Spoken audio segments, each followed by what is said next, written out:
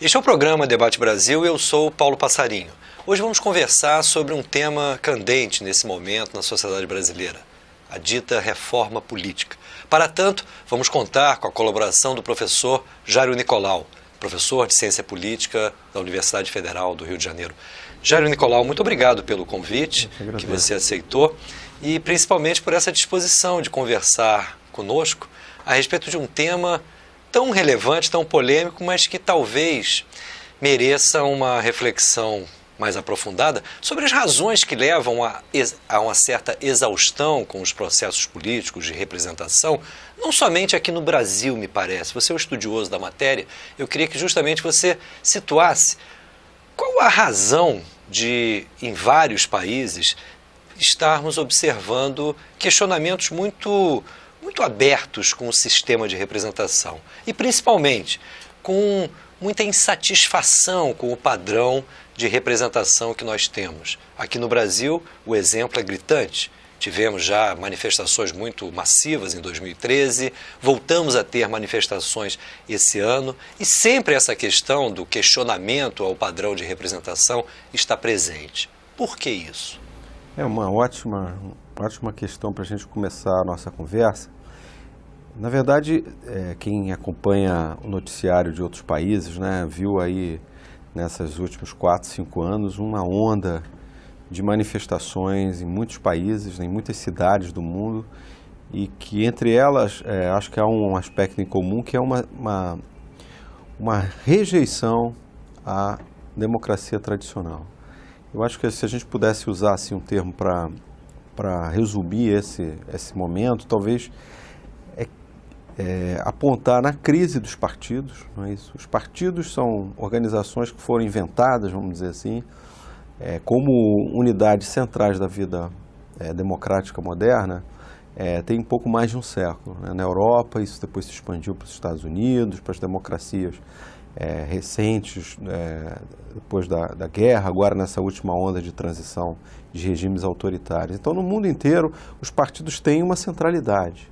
Os partidos são organizações fundamentais para implementar políticas públicas, para intermediar a relação dos eleitores com o governo, mas o tempo foi passando e os partidos foram perdendo, digamos assim, esse papel central.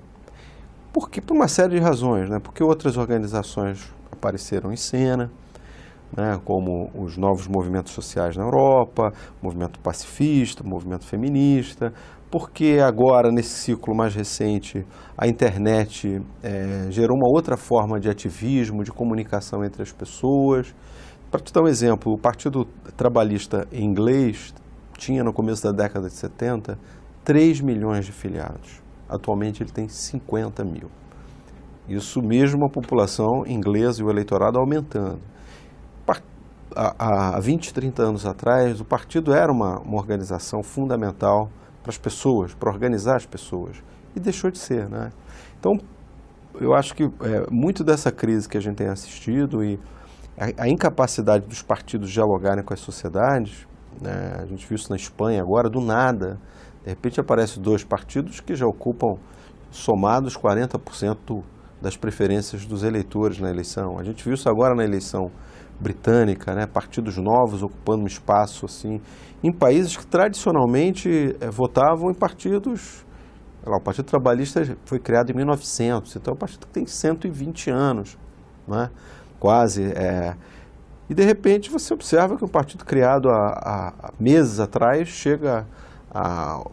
ultrapassou, praticamente acabou com o Partido Liberal inglês. Então tem um cenário internacional que, mal ou bem, a gente está vivendo também com nossas especificidades no Brasil, não é? Enfim, tem a ver com coisas que acontecem na nossa rotina política, mas esse ambiente mais global dos partidos serem rivalizados por novas formas de ativismo, o impacto gigantesco. Bom, se a internet está mudando tudo, a forma das pessoas se comunicarem em família, comunicarem com os amigos, estudar, pagar suas contas, trabalhar, por que ela não teria um impacto na política? E a gente está sentindo isso, né? Eu acho que as manifestações no Brasil de 2013 mostraram isso, né? Acho que uma geração digital mostrou claramente uma insatisfação, digamos assim, com a geração analógica, que é a geração de políticos tradicionais que fazem uma política antiga, né? De procurar se relacionar fisicamente com os seus eleitores, de, em muitas áreas, viverem basicamente como intermediadores do executivo, levando obras, sendo pequenos, digamos assim, despachantes, né?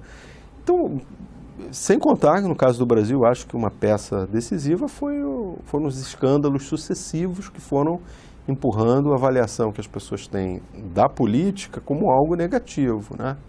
Então, só para você, um aspecto que eu acho prosaico, mas é importante, nós temos programas que falam da política para a juventude, os mais assistidos, 2 dos mais assistidos, eu sei porque eu tenho filhos adolescentes, pelo menos um tempo atrás, eram o Pânico e o CQC, 2 programas que desmoralizam completamente a classe política brasileira, para bem ou para mal. São programas que tratam a política de uma maneira ridícula, os políticos todos, né, fazem política se fantasiar, fazem pegadinhas no Congresso. Então é uma geração que não só está socializada numa outra linguagem, com outros interesses, e que vê a política de maneira muito negativa. E nesse cenário geral de corrupção, de escândalos, eu acho que o que nós temos hoje é uma avaliação que os partidos chegaram ao fundo do poço. Quer dizer, nunca, desde a redemocratização, nós não temos os partidos tão mal avaliados, o Congresso tão mal avaliado. E isso não tem que ver com a ausência de partidos, né? Nós temos 32 partidos registrados, 28 representados no Congresso. Então não é um problema de ausência de partidos. Acho que os partidos aí são representativos da sociedade brasileira. O problema é que a desconfiança não é no varejo, com o partido X ou Y, a desconfiança no atacado que a população tem em relação à elite política, ao sistema representativo.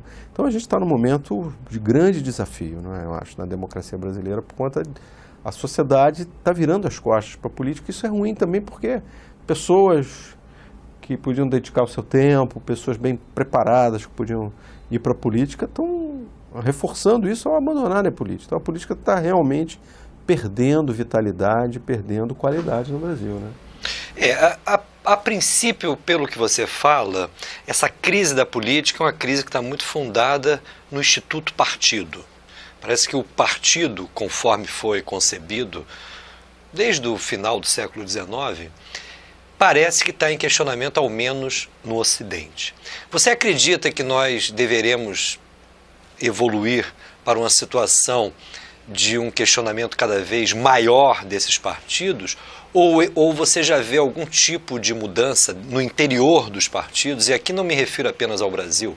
Nesse fenômeno, vamos dizer, se não universal, pelo menos ocidental, você vê alguma possibilidade dos partidos se reinventarem, à luz, inclusive, dessas novas experiências? O que eu não tenho visto no mundo partidos que ainda digamos, que sejam exemplares de um ajuste para esse novo mundo, vamos dizer assim. Porque o partido abrir um site, mandar correspondência online e abrir um blog e achar que isso é conversar melhor com essa nova geração, eu acho que ainda é pouco. Alguns partidos têm feito esforços nessa direção. A gente observou a campanha americana, né, das 2 vitórias do Obama, que ele mudou realmente a relação com os eleitores, modernizou a forma de arrecadação, a forma de comunicação, usando imagem, usando muito a internet para se dirigir aos eleitores. Eu acho que é um caminho natural, e os partidos que não fizerem isso vão virar instituições praticamente disfuncionais, porque elas não vão conseguir mais dialogar com a sociedade que vai se renovando, né? Que a gente está tendo no Brasil uma renovação demográfica assustadora. Entram jovens mais escolarizados, já formados numa linguagem, ainda que nós não tenhamos uma qualidade educacional altíssima, os jovens são muito mais informados do que os pais. eles estão muito mais conectados com os eventos mundiais, eles estão muito mais antenados. Essa juventude tem uma outra relação com a política e vão demandar serviços de outra natureza, como a gente viu em 2013. Então, esse descolamento tende a se agravar se os partidos não se modernizarem. Agora, a questão é, e esse movimento é suficiente para que a gente resolva a crise dos partidos? É uma pergunta difícil de ser respondida, porque a pergunta que eu acho que vários estudiosos fazem é como que você administra sociedades de massa, grandes países, estados grandes, sem a democracia representativa. E como você faz democracia representativa sem partidos? Porque os partidos, eles resolvem um problema de informação para o eleitor, resolvem um problema de coordenação para um chefe do executivo. No caso brasileiro, ainda que a gente tenha um número grande de partidos na base de sustentação do governo federal, mas você tem ali partidos com algumas ideias, os partidos têm que defender aquelas ideias, quando eles negociam, um representante vai dialogar com o ministro, por exemplo, ele fala em nome de uma bancada. O partido, ele é fundamental para, digamos assim, para fazer esse meio de campo entre a sociedade e o governo. Até onde eu saiba, não foi inventado, eu não conheço em nenhuma democracia um governo que não tenha sido um governo partidário. Esse é o desafio, porque se de um lado a gente, lá na ponta dos eleitores, a gente vê uma crise muito grande, na outra ponta, que é na ponta do governo, ainda não foi inventado ainda nada para substituir. E aí tem algumas ideias de democracia direta, o sujeito vai ficar em casa de manhã, vendo qual é a pauta de votação. Hoje a gente poderia fazer isso, né? Deliberar diretamente, mas a questão é que a deliberação direta tem problemas também, tem restrições, né? Porque as pessoas não querem, tem o populismo online, tem a agressão online, tem a dificuldade de quem pauta, quem delibera no final. As decisões não são sim ou não, né? As decisões às vezes você tem que negociar, ceder aqui, isso você só faz em pequenos grupos. Então tem uma série de desafios que estão colocados para a democracia de partidos que a gente vai conviver com eles aí nos próximos anos, né? Certamente. E há também as particularidades das nossas sociedades, não é? Esse sistema de representação ocidental, de alguma maneira, foi um padrão naqueles países que escaparam da experiência de ditaduras, foi um padrão que se generalizou. Aqui na América do Sul, nesses últimos anos, nós tivemos algumas experiências inovadoras em torno de movimentos. Eu me recordo aqui, principalmente, a experiência da Bolívia, e mesmo a experiência do Equador e da Venezuela, que inclusive tem uma constituição, me parece, bastante avançada, embora seja muito questionada, justamente pelos poderes políticos tradicionais. Como é que você vê essas experiências? Elas apresentam alguma novidade nesse sentido? Eu acho que no primeiro momento elas pareciam, a meu juízo, mais inovadoras que elas depois se constituíram, se revelaram talvez mais modelos em muitos aspectos que lembravam um plebiscitarismo antigo. Quer dizer, porque é difícil realmente você sair desse modelo se você pensa no âmbito nacional. Acho que as soluções locais, nós vimos, elas avançaram muito. Prefeituras, que você pode ter uma participação direta do cidadão, consultas, o envolvimento das pessoas nos lugares de moradia. Mas quando você fala de organizações gigantescas como o Estado Nacional, com milhões, né, esses países que você citou da América Latina tem 15 milhões, 20 milhões de pessoas. Então você precisa de ter um fórum que resuma, vamos dizer assim, porque as pessoas falam em nome das outras. Você não pode, por razões de prejudicar a economia, porque tem apatia, criar uma democracia permanente. As pessoas vão acordar e vão decidir a pauta, né, o que vai ser votado, ou vão todo fim de semana para uma assembleia. Isso eu acho que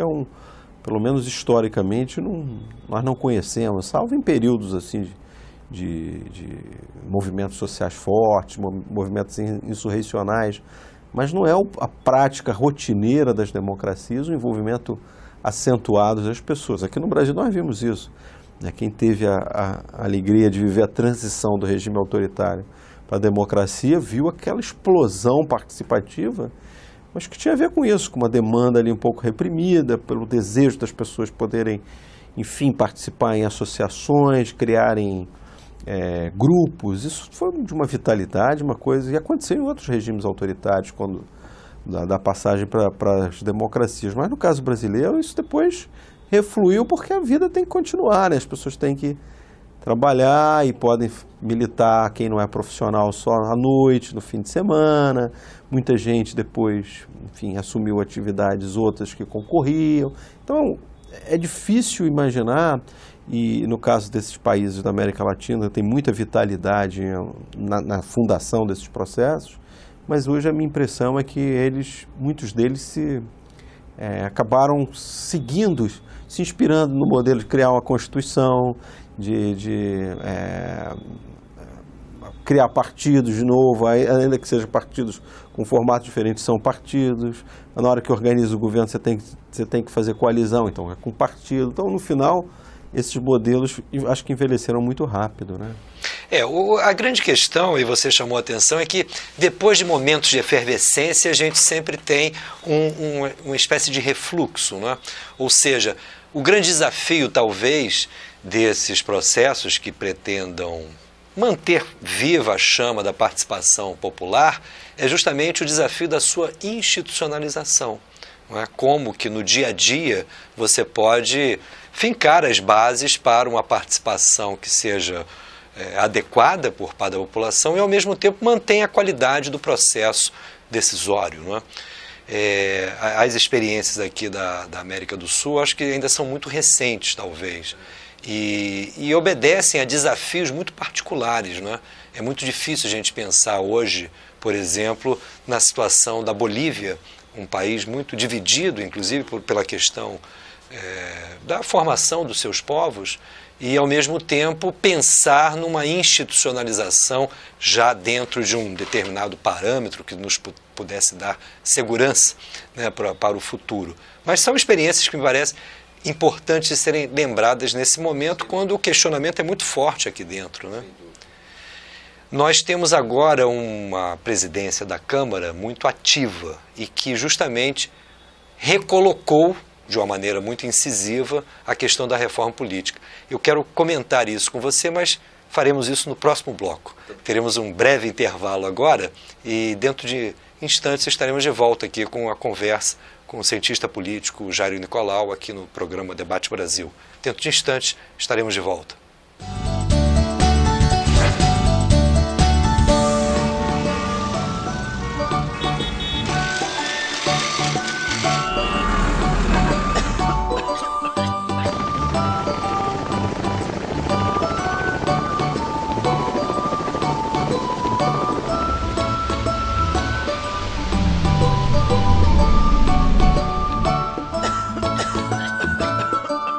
Talvez fosse bom pensar no amanhã utilizando melhor o nosso petróleo de hoje, antes que tudo isso acabe. O petróleo tem que ser nosso! Estamos de volta com o nosso programa Debate Brasil, hoje conversando sobre a questão referente à reforma política, com o professor de Ciência Política, Jairo Nicolau, da Universidade Federal do Rio de Janeiro. Jairo Nicolau, no bloco anterior nós fizemos uma abordagem, você principalmente, colocou, me parece com muita propriedade, as várias questões de questionamento que estão em curso com os sistemas de representação política e partidária. Aqui no Brasil nós tivemos uma onda muito forte também de questionamento desses partidos e da nossa própria representação partidária, particularmente nas jornadas de junho de 2013.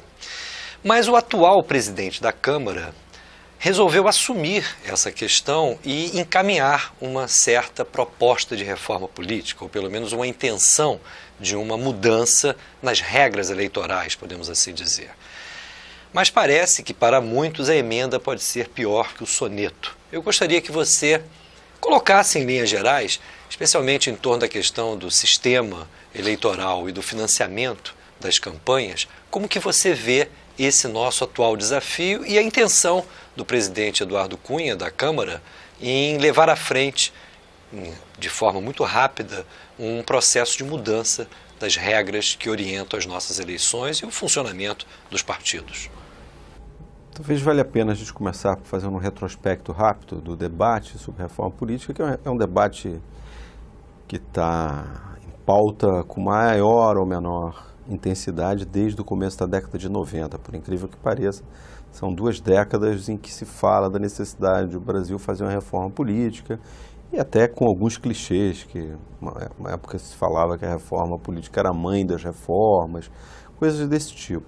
O tema perdeu muita força nos últimos anos porque existia um ciclo mais ou menos similar.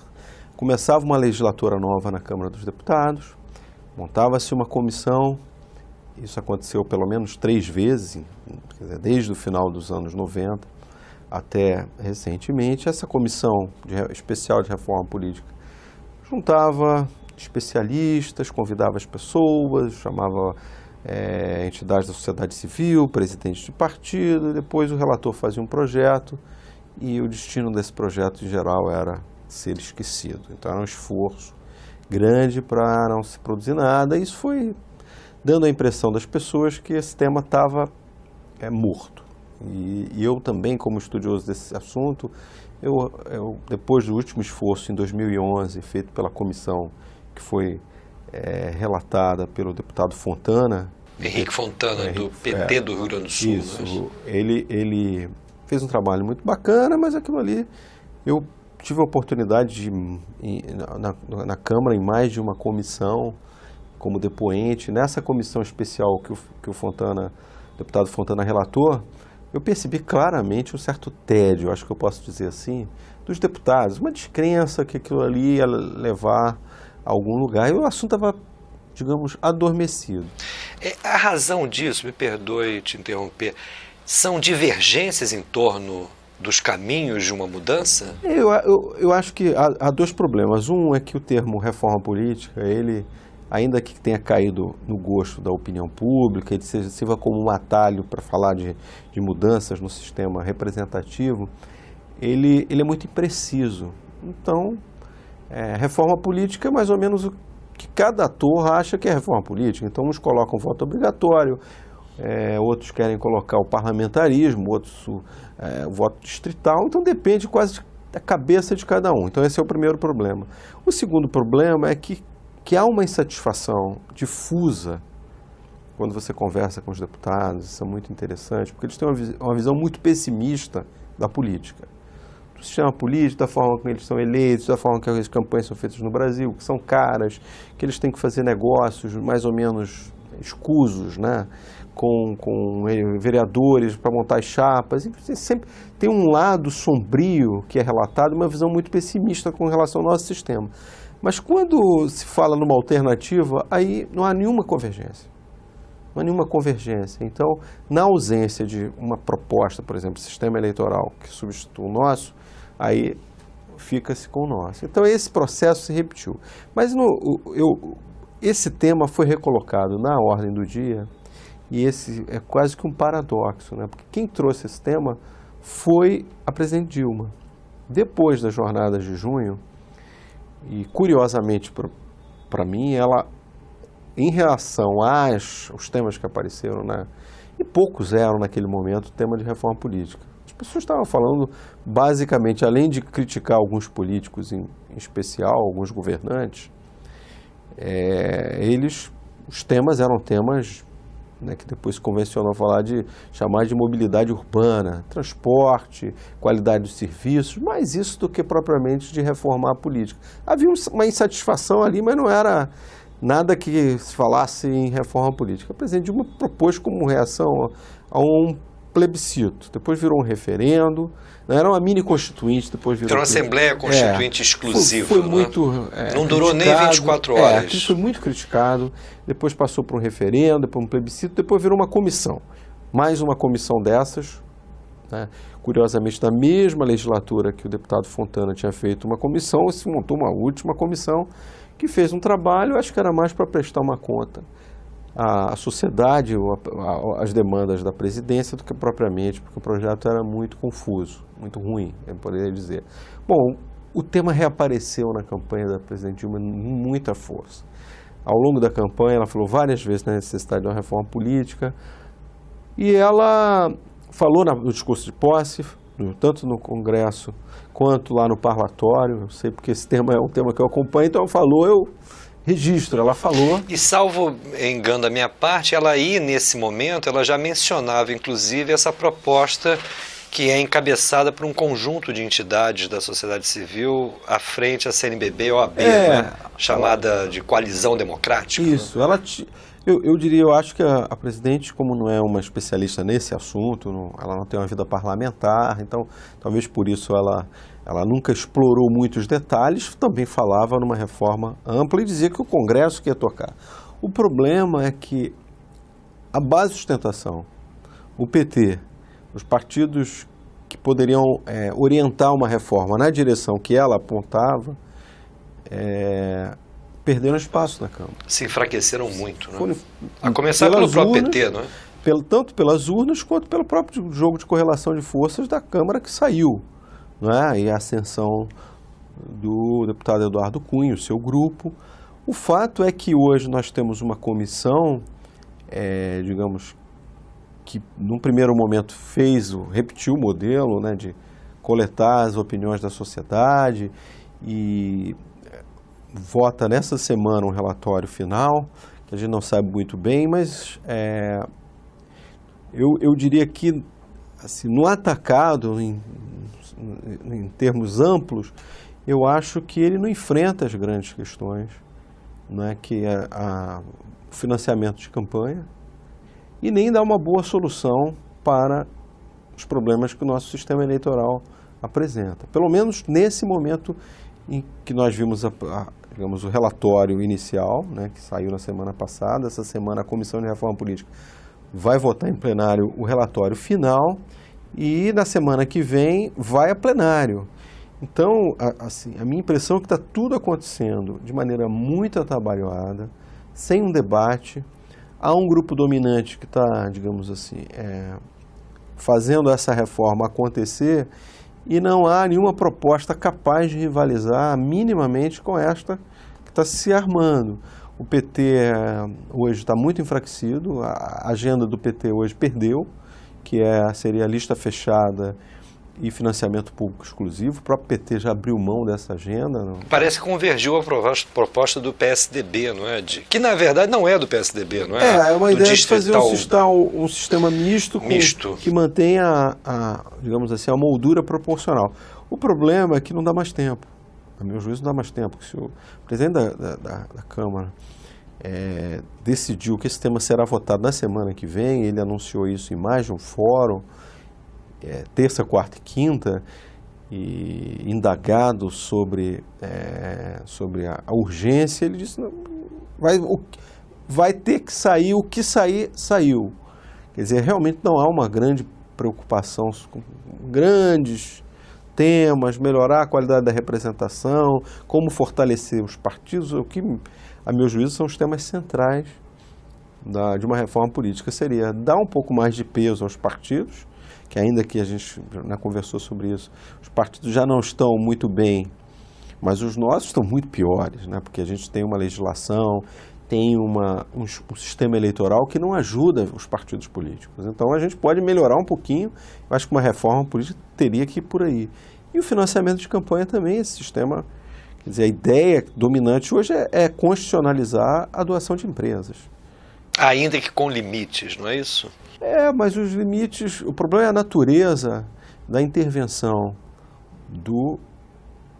digamos, do mundo empresarial na política. A gente seria chover no molhado recuperar aqui todos os escândalos, e acho que os principais escândalos que o Brasil viveu na política depois da redemocratização passam necessariamente por financiamento de campanhas. Foi assim com o Collor, com o Mensalão, agora com o escândalo da Petrobras, sempre aparece o tema do financiamento de campanha. E sempre a relação de empresas com a política. Quer dizer, a minha impressão, se a gente não superar isto, ou seja, proibir, banir doação empresarial e criar um novo sistema de financiamento de pessoas físicas, talvez ampliando um pouco o aporte para os partidos que eles transfiram para a campanha partidária durante as eleições. Nós não vamos resolver esse problema. A gente pode ter uma legislação um pouquinho melhor, com menos abuso de doações estratosféricas, como a gente viu nessa eleição, né? A gente tem casos de deputados que receberam entre 5 e 10 milhões para fazer uma eleição que dura 3 meses. Afora que os custos das nossas campanhas eleitorais estão entre os mais altos do mundo, não é isso? Sobretudo as eleições presidenciais, né? As eleições presidenciais brasileiras, a presidente Dilma gastou em torno de quase 400 milhões de reais. Por uma campanha de 3 meses. E quem se responsabiliza por esse financiamento, a rigor, pelo menos 90% desses custos, é um grupo muito seleto de empresas, né? De financiadores de campanha, né? Não são todas as empresas. Por exemplo, a gente vê que tem poucas empresas multinacionais que doam. São basicamente empresas nacionais, muitos bancos, muitas empreiteiras, muitas empresas de carga, agronegócio. Justamente empresas que dependem de decisões que nascem no Estado, podemos assim dizer. Pois, essa é uma razão. Quer dizer, digamos que a gente viva num mundo em que os empresários doem por pura ideologia. Esse é um mundo difícil de acreditar, mas digamos que ele exista. Mas mesmo que esse mundo exista, sempre haverá uma suspeição que aquela concorrência, aquela disputa por uma obra foi vencida não pelos méritos da empresa, mas por razões de ligação política. Ou ao contrário, a empresa está facilitando um governante, está financiando um governante porque no momento anterior do seu governo, tá, ela foi beneficiada. Então, eu acho que essa proposta, e lamento, porque ainda que o tema da reforma política seja um tema complexo, porque envolve aspectos constitucionais e técnicos sobre sistemas eleitorais, que eu acho que a população não é muito animada para debater, né? Eu sei que eu raramente participo de debates sobre esse assunto, assim, em escolas, sindicatos. Eu percebo que as pessoas comuns não têm muito interesse nesse assunto. É um assunto que ele acaba sendo delegado para algumas pessoas. Tudo bem, mas o financiamento de campanha, não. Esse é um assunto que toca direto às pessoas. As pessoas sabem que esse é um problemão da política brasileira, elas querem uma solução. Infelizmente, eu vejo muito pouca mobilização. Mesmo nesses movimentos, acho que talvez mais críticos, talvez tivesse faltado aí um processo de esclarecimento, um diálogo, talvez a CNBB e a OAB, que sejam ainda instituições muito tradicionais, que não tenham conseguido contaminar as redes sociais, os blogs, com a importância da gente caminhar para o banimento completo das doações empresariais. Essa é a minha posição. Eu acho que se a gente não der esse passo, a gente pode aliviar um pouquinho a corrupção, as suspeições, porque a gente está falando aqui, né, no programa, de eleições nacionais, de congresso, de eleições presidenciais, mas esquece o seguinte: e as eleições municipais? Quem tem oportunidade... Onde boa parte dos orçamentos são definidos à luz desse jogo só ir para o interior e conversar municipal com as pessoas que fazem política para saber, não é, as denúncias com relação a empresas de serviços, achaques que os políticos fazem a postos de gasolina, empresários locais para financiar. Enfim, é um mundo que não é bom também para os empresários. Para alguns empresários é um atalho para fazer lobby. Eleva o custo da transação de uma maneira espetacular. Claro, né? Para alguns empresários é fácil, porque você chega direto no lobby, na corrupção. Mas para outros é um constrangimento. Você fica vítima ali de sempre ser achacado, de ter que dar, e empresários sérios que veem que o seu trabalho é sempre comprometido por uma desconfiança. E eu acho que tem muita razão quem desconfia, porque esse sistema já mostrou muitas vezes que ele não funciona.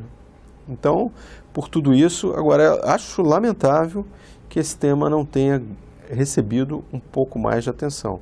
Se na semana que vem o Congresso constitucionalizar, ou seja, porque hoje o financiamento de empresas, ele está na lei ordinária. Então, você pode acabar e com está sob rapidamente. questionamento no próprio Supremo Tribunal Justamente. Federal, né? Tem 6 votos já do Supremo contra o financiamento privado. Falta um voto.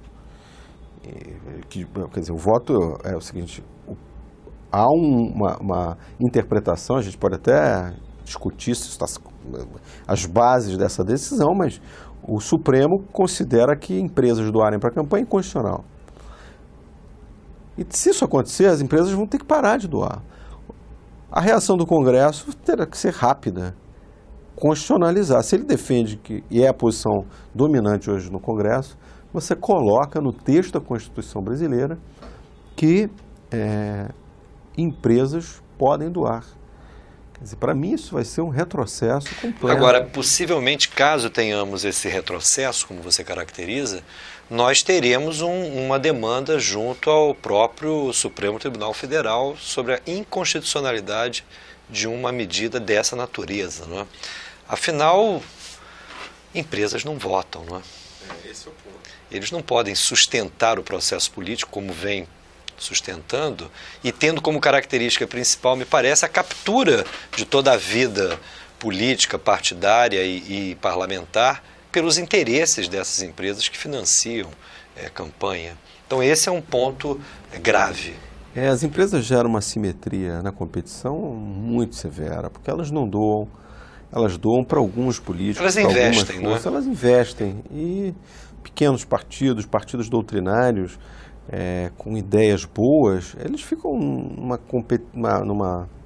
num desequilíbrio de competição muito grande. Sem contar as denúncias todas de caixa 2, de enriquecimento ilícito, enfim, é algo péssimo para a democracia brasileira. Eu acho que é uma grande ameaça para a nossa democracia. É uma fonte enorme de deformações, não é? Esse esquema de financiamento. Agora, Jair, infelizmente eu vou ser obrigado a fazer uma outra interrupção aqui, nesse momento, mas nós vamos retomar essa conversa no próximo bloco. Dentro de instantes, estaremos de volta.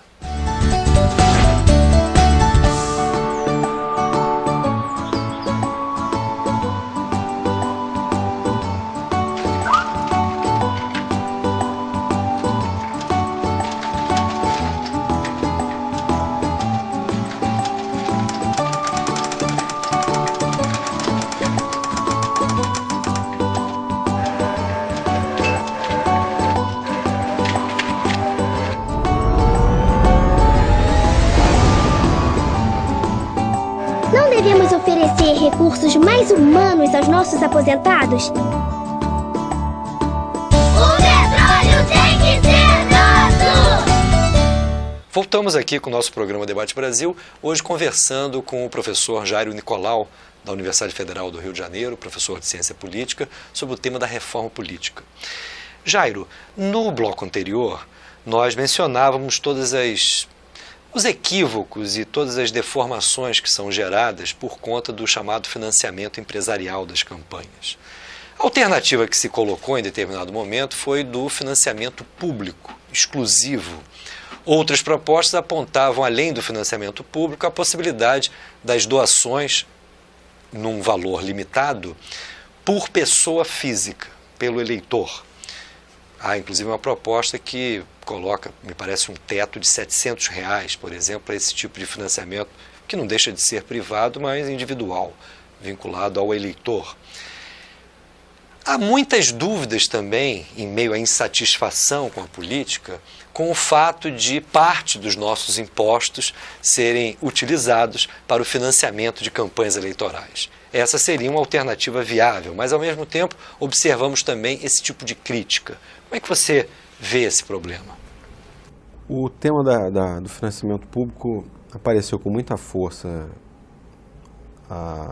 no começo da década, vamos dizer assim, até mais, acho que estamos aí com uns 10 anos em que esse tema aparecia como uma principal alternativa para os problemas do financiamento de campanha no Brasil.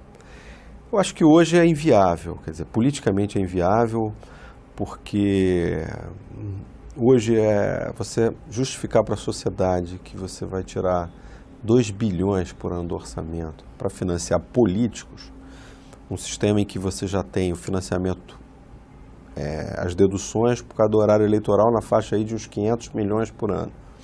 O horário eleitoral, o fundo partidário agora, com o reajuste, está chegando a quase 900 milhões por ano.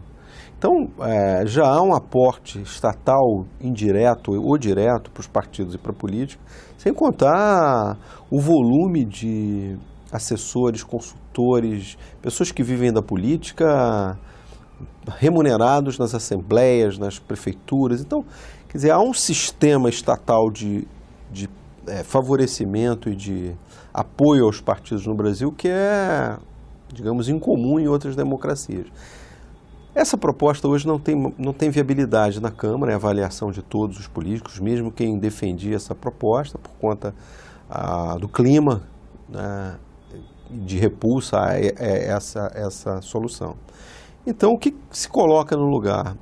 A minha sugestão, quer dizer, sugestão assim, eu acho, talvez o melhor caminho nós seríamos nos inspirarmos na legislação francesa. A França tinha um modelo como o nosso e fez uma transição para um modelo em que as empresas são proibidas de doarem e as pessoas físicas podem doar até um teto maior do que esse que está sendo discutido no Brasil, de R$700, algo em torno, se não me engano, 8 mil euros, né, por eleição. 25 mil reais. Eu acho que a gente talvez, nesse momento de transição em que os políticos dependem muito de empresa, de muito dinheiro vindo de empresa, você adotar um sistema em que as pessoas físicas que não têm no Brasil o hábito de doarem para campanha, como tem nos Estados Unidos. O Obama recolheu dos cidadãos americanos na sua campanha $1 bilhão. No Brasil, se você observar a prestação a doação de campanha da presidente Dilma, menos de 5% vem de pessoas físicas. Nós não temos a cultura de doação. Isso nós vamos ter que criar para substituir esse sistema que nós temos. Mas eu acho que colocar um teto de R$700 muito baixo. Talvez a gente tenha que começar com um teto alto, digamos na primeira eleição, R$50 mil, digamos. O empresário quer doar, ele doa. É muito dinheiro, Mas primeiro que ele não necessariamente concentra. Ele pode doar 20 para um candidato a deputado federal, 10 para um estadual, 5 para presidente, mas no agregado você tem como controlar isso hoje fácil com a declaração de imposto de renda, que o político recebe aqui, já vai direto para a prestação de contas online, então não tem muito problema de prestação de conta. Eu acho que esse é o melhor sistema e depois a gente vai reduzindo, depois de 2 ou 3 eleições, que naturalmente essas campanhas vão ter que baratear. Não há justificativa para que hoje um deputado eleito nessa última legislatura em média, gastou R$1,5 milhão. E o não eleito gastou R$30 mil. Então é o seguinte, se você não tem R$1,5 milhão para gastar, dificilmente você vai ser eleito. Salvo se você tiver um capital de liderança, que hoje é cada dia mais raro. Só um artista, um jogador muito conhecido, uma liderança social muito importante, consegue furar esse bloqueio, porque na verdade a gente está criando uma plutocracia. Né? Você tem que ter R$1,5 milhão para ser deputado, não dá. Então esse sistema ele tem que, eu estou falando da média, tem casos de deputados, metade dos deputados gastaram a partir de 2 milhões. É muito dinheiro e é muito desequilíbrio. Então a gente... É inviável. Eu tenho amigos, professores, gente que tentou ser deputado, tem 500 votos. Não há não menor consegue, condição. não tem condição de disputar mais. Agora, você com toda a razão chamou a atenção que essa discussão reforma política, de alguma maneira, não entusiasma. Não é? Mesmo organizações da sociedade civil muitas vezes se mostram distanciadas, ainda que seja louvável essa campanha que a CNBB e a OAB vem fazendo. E a questão do financiamento da campanha, ela influencia muito a formação das assembleias, dos poderes executivos que temos, mas me parece que dependendo do sistema eleitoral que nós venhamos a ter, nós iremos ter uma maior ou menor possibilidade de influência do chamado poder econômico. E se em torno da questão do financiamento há ainda um pouco de sensibilidade, como você mesmo assinalou, no tocante aos sistemas eleitorais, esse é um tema extremamente hermético. As pessoas, eu costumo lembrar que hoje em dia sequer se recordam quais são as funções quando a gente, eleitor, escolhe alguém para eleger, alguém para votar. Eu sempre lembro, quando você escolhe um determinado candidato, o primeiro efeito desse voto é conferir um voto ao partido ou à coligação do seu escolhido. As pessoas não têm essa dimensão. As pessoas votam no fulano ou beltrano e acham que o voto é para fulano e beltrano. Só num segundo efeito, esse fulano e beltrano é classificado no seu partido ou na sua coligação. No tocante ao sistema eleitoral, o que vem sendo discutido com mais força dentro da Câmara dos Deputados é a proposta do chamado distritão. Para muitos, o distritão irá fortalecer ainda mais essa ideia do voto individualizado e, principalmente, do voto ancorado no poder econômico. Como é que você vê isso que seria uma novidade no sistema brasileiro, o distritão? Eu acho que talvez valesse a pena rapidamente enfatizar um aspecto que você assinalou na sua pergunta, que é o seguinte: o modelo para a eleição de deputados hoje no Brasil é um modelo proporcional. Infelizmente, nosso sistema de informação para a juventude, na campanha eleitoral, isso não é dito.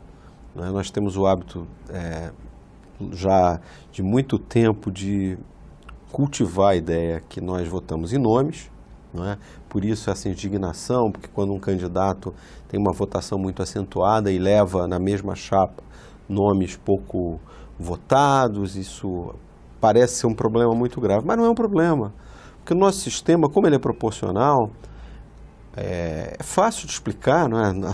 No sentido mais geral. Cada partido, numa eleição para deputado, vai ter a bancada mais ou menos proporcional ao seu tamanho de votos. E esse tamanho de votos é dado pelo somatório dos votos dos candidatos daquele partido, do voto de legenda. Então, você soma o voto de todos os nomes de um partido e mais a legenda, você vai ter um total que aquele partido teve. Se esse total é suficiente para 2 cadeiras, ele elege os 2 mais votados daquela lista. Como os eleitores estão tão acostumados a votar em nome, eles acham que a votação não é proporcional, eles não têm essa informação. Esse sistema está em vigor há 70 anos no Brasil. Não é pouco comparado com outros, até